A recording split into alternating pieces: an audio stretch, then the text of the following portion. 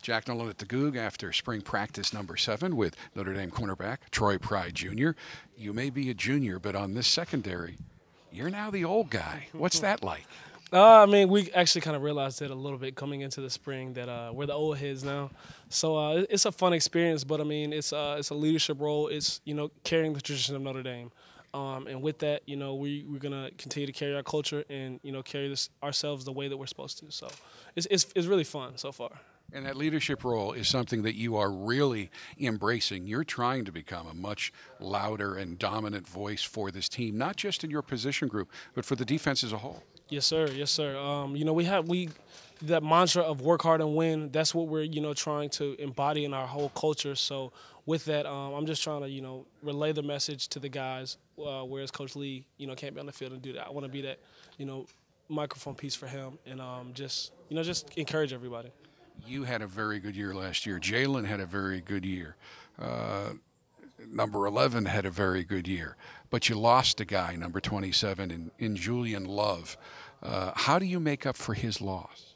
It's a team effort, really. That's a great corner. That's one of the best to ever come out of Notre Dame. So I mean, you don't just make up for that with one person. You have to. It's a collective unit. It's everyone stepping up. It's everyone, doing their job to the utmost level and competing to the highest level. And with that, we just grow as a team, and then the production comes. Talk about some of the younger guys who are stepping up to play bigger roles this year in the secondary. I love Tariq Bracey's play currently. Houston Griffith has done very well. Noah Boykin's coming along nice. Paul Mawala, Shane Simon. I mean, those guys are really doing well. Just grasping everything. And even not a young guy, but Jeremiah Wusu has done very well. And just capturing his role better and understanding the defense better. So I think those guys have done a great job. Of course, there are lots of young receivers on the other side of the football, and everybody's very curious about how they're doing, and few people would know better about how they're doing than the guys who are covering them in practice. So talk about some of the younger guys in the receiving corps. Lawrence Keys has stepped up big this spring and, being the deep threat and being a guy that, can stretch the field. He's done a very good job. Braden has increased his football IQ and just, been more fluid in his running and his movements. Joe Wilkins, coming back off of injury, has just done very good and, just fulfilling his role and being, a reliable receiver. And, I mean, you can speak volumes about those guys, and I'm very happy to see their growth. Of course, Chase Claypool, Chris Fink, two guys who had very good years last year who are poised to have even bigger years this year. Absolutely. Big cornerstones to the offense. Can't wait to see what they do, but, our defense has got to lock them up. So currently I hope we can, contain those guys.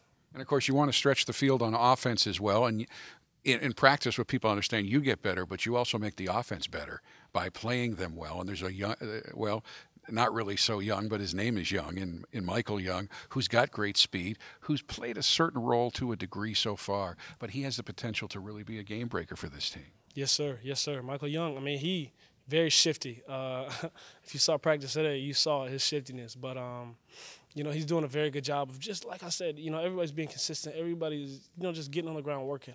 We have our battles to the field when I'm out there, and it's always it's tough, because he's quick. He can get out of his break, gets to turn his head, ball's there. It's like, dang, I was right there. But he's just doing a very good job of being a reliable guy and making the catches. I mentioned number 11 before. That, of course, is Alohi Gilman, also a leader in that secondary. And sometimes it's easier to be a leader in terms of getting people in the right position when you're in the middle of the field than on the sidelines where the corners play. But how do the two of you combine to help lead that secondary right now? Really, it's a three-headed snake, me, Alohi, and Jalen, from the famous, Gunna song. But, no, I mean, we just are, working. We're trying to get everybody along. We're doing our best to, just be – leaders either vocally or just, leading by example. Alohi's done that very well, being a vocal leader while he can't, necessarily practice too well. But we just all tried to embrace that role, tried to come along and get other people coming along with us. And, we're just encouraging each other each and every day. 8 days left, including blue gold. What does the secondary need to do to get where they want to be?